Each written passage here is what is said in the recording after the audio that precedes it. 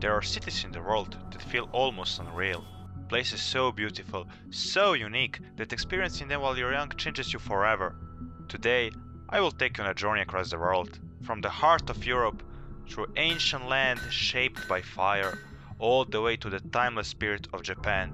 These are 3 cities you must visit at least once in your lifetime if you truly want to experience the world at its fullest. We begin in Western Europe, in northeastern Italy, in a city built not on land but on water. Venice is constructed across more than 100 small islands in the Adriatic Lagoon.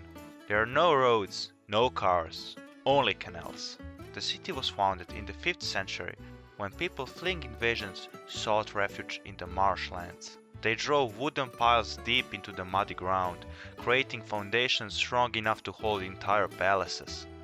Over centuries, Venice became one of the most powerful maritime republics in history, controlling trade between Europe and Asia and accumulating enormous wealth. At the heart of the city stands St. Mark's Basilica, a cathedral over 1,000-year-old, decorated with golden mosaics and influenced by Byzantine and Renaissance art. Next to it is Doge's Palace, once the political center of the Venetian Republic, a symbol of both artistic elegance and political authority. The Grand Canal cuts through the city like a liquid highway, lined with Renaissance and Baroque palaces facing the water instead of streets. Gondolas glide slowly across the surface, carrying centuries of tradition with them. Venice is beautiful because it feels fragile. The city slowly sinks a few millimeters each year. It is a place where time, water, and architecture coexist in delicate balance. Walking through Venice feels like stepping inside a living painting, a city suspended between sea and sky. From Venice, we continue east, a flight of approximately 2,200 kilometers. About 3.5 hours take us to central Turkey, and what waits there looks nothing like Europe. Cappadocia is a historical region in central Turkey, shaped by volcanic eruptions millions of years ago. Thick layers of volcanic ash hardened into soft stone known as tuff. Over time, wind and rain sculpted into stone into towering formations called fiery chimneys. The landscape feels almost extraterrestrial.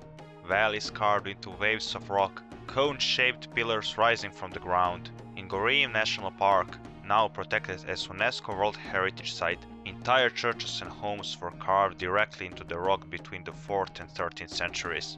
These cave churches contain ancient frescoes, visual stories of early Christianity. Beneath the surface lies Derin Kuyu, one of the largest underground cities ever discovered. It could shelter thousands of people during times of invasion. Ventilation shafts, storage, rooms, living quarters, all hiding beneath the earth. Overlooking it all stands Uchisar Castle, a natural rock fortress offering panoramic views across the valleys.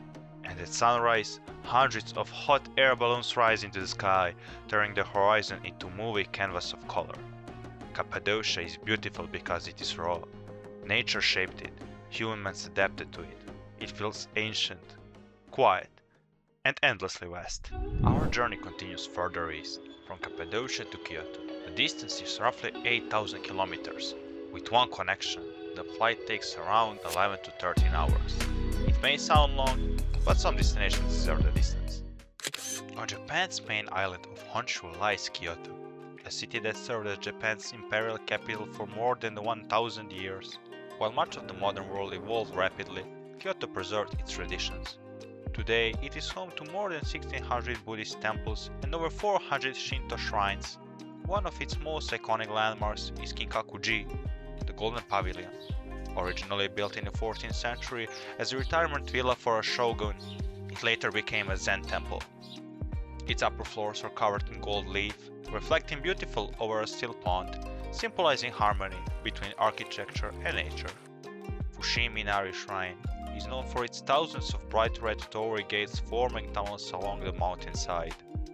Each gate was donated as a prayer for prosperity. Walking through them feels like moving through the endless corridor of devotion. In Arashiyama, towering bamboo stalks sway gently in the wind, creating a soundscape considered one of Japan's most treasured natural sounds.